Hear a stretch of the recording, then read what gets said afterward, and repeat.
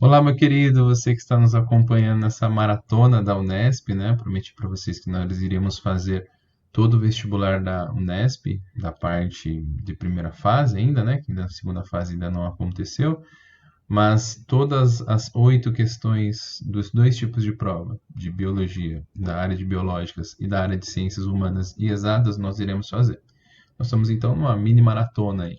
Nós iremos colocar sempre esses dois exercícios por dia, um às 2 e outro às 8. Né? Então a gente vai fazendo essa evolução e você vai fazendo a prova. E caso fique alguma situação, alguma dúvida, você corre para cá para eu poder te ajudar. Né? Essa segunda questão que nós estamos fazendo aqui, eu chamo sua atenção para ela porque ela usa um conceito que vai ser muito comum e cada vez mais comum nos vestibulares, que é a interdisciplinaridade, que é quando eu pego uma questão de física e misturo com outra matéria. Por exemplo, no caso aí, biologia. Então, vai ser bem comum isso, cada vez tem se tornado uma prática nos principais vestibulares aí do país e naturalmente em 2022 eu espero que isso aconteça ainda cada vez mais, né? E qual que é a proposta desse exercício, né? Ele nos conta aí uma historinha de cara te dava uma figura que talvez aí o aluno que fez o ensino fundamental em que o professor aí usou como um auxílio o laboratório, ele fez para representar para vocês a respiração, o sistema respiratório humano desse modo. Né? Fez aí um recipiente plástico, é muito simples fazer isso, vai pegar um recipiente plástico, duas bexiguinhas, um tubo em forma de Y e uma membrana plasmática. Membrana que poderia ser outra bexiguinha aqui também que dá para você trabalhar. E aí, membrana, eu falei membrana plasmática, membrana elástica, né? Que você puxa aqui para que você aumente ou diminua o volume interno do seu recipiente plástico. E é isso que ele vai fazer. Ele conta para você, para simular o sistema respiratório humano, um aparato com duas bexigas representando os pulmões, então essas aqui são as duas bexiguinhas, uma membrana elástica representando o músculo diafragma, lembra do diafragma? E aí é um conceito que você precisava da biologia. Na respiração, quando você puxa o ar, ou seja, você inspira, você contrai o seu diafragma. Né? Quando você solta o ar, você expira, você relaxa o seu diafragma. E isso você faz desde que você nasceu, você fica nesse movimento de inspirar e expirar, e ele vai longe. E aí você vai fazendo esse movimento de contração do diafragma e relaxamento do diafragma. Talvez era um conceito que você precisava, que aquele você fala da contração e do relaxamento. Isso precisava, seria bom você saber na hora da resposta, justamente por conta dessa interdisciplinaridade. Né? E aí na figura 1, as bexigas estão vazias. Deslocando-se a membrana elástica para baixo, as bexigas se enchem conforme a figura 2. O que aconteceu aqui, né? O que é esperado que o aluno entenda?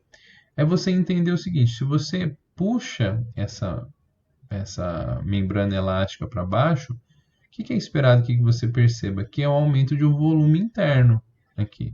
Você concorda? Aqui você tem um volume X. Se você puxar ele para baixo, o volume dessa parte aqui aumentou. O que naturalmente a gente relaciona com volume e pressão? Né? Eles são inversamente proporcionais.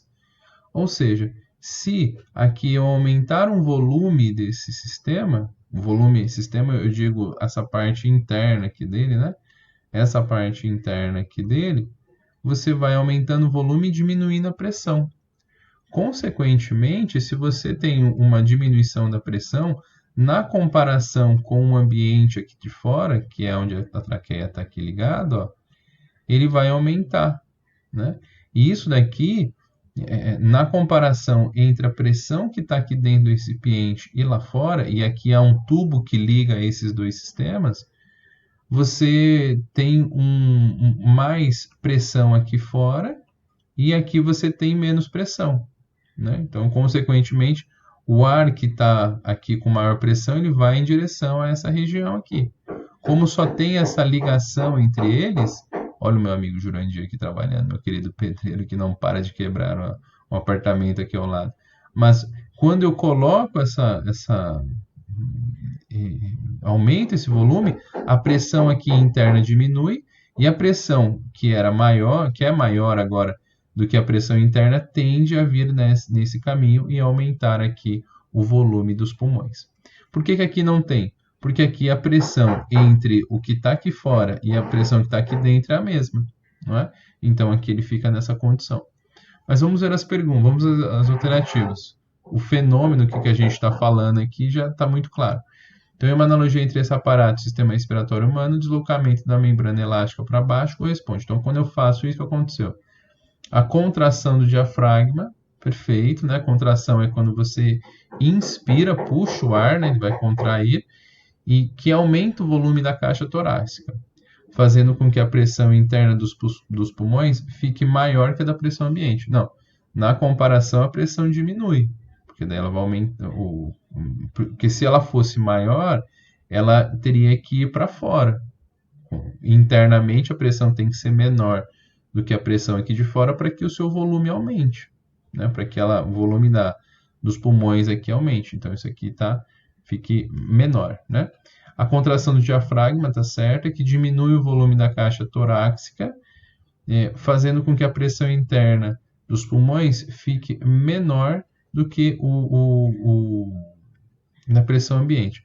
Problema, ó, quando você faz a contração do diafragma, ele não diminui o volume da caixa torácica, ele aumenta, né? Ó, então aqui eu tinha um certo volume. Quando eu puxo aqui para baixo, ele aumenta esse volume. Então isso aqui também está errado. Terceira, C. A contração do diafragma, que aumenta o volume da caixa torácica, está certo, fazendo com que a pressão interna dos pulmões fique menor que a da pressão ambiente. Perfeito. Porque se a pressão aqui é menor, o que tende a acontecer? Com que esses pulmões encham, né? Fiquem inflados. Então, de fato, essa é a alternativa com que a gente precisava saber. Vamos analisar as outras. Ao relaxamento do diafragma, não. O relaxamento é quando eu estou expirando. E aí, quando ele está falando aqui na situação onde eu é puxado para baixo. O expirar é se eu soltasse aqui. Ele voltaria. Isso aqui seria o relaxamento do diafragma. Que aumenta o volume da caixa torácica. Aí, se ele já fala de relaxamento, a gente nem precisa ler mais. E aqui também, relaxamento, enfim. Mas, então, a alternativa com que a gente tem que chegar é justamente essa. Vamos entender por última vez.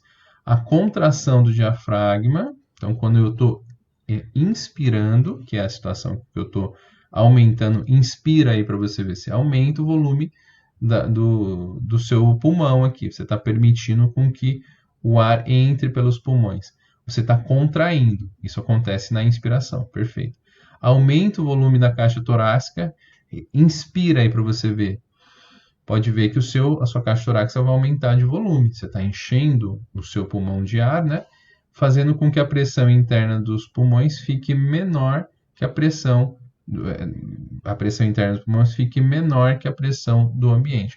Então, quando você aumenta esse volume, você diminui a pressão interna na comparação com a pressão que está lá fora. Então, aí, consequentemente, o ar pode entrar aqui para você e você pode respirar sem problemas. Então, muito legal a questão de você tem que não só fazer conta, né? Porque às vezes a gente matematiza muito a física, e sim fazer uma análise crítica daquilo que está acontecendo e relacionando a parte do sistema respiratório humano com a parte de gases, a parte de pressão e volume. Espero que você tenha entendido.